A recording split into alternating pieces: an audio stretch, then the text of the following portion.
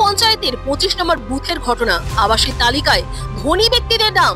সবাই আমার উপরে হামলে এসে 3-4টে ঘুষি মেরেছে আমার।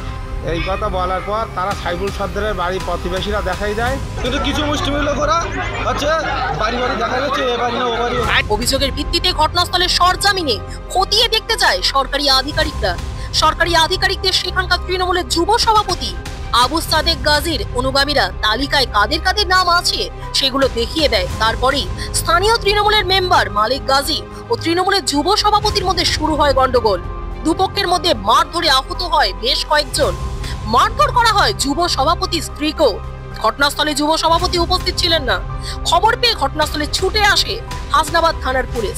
ব্লকের যুব সভাপতি তার সঙ্গে এদের গোষ্ঠীদ্বন্দ্ব মতবিরোধ লেগেই আছে এবং চলতেই থাকে।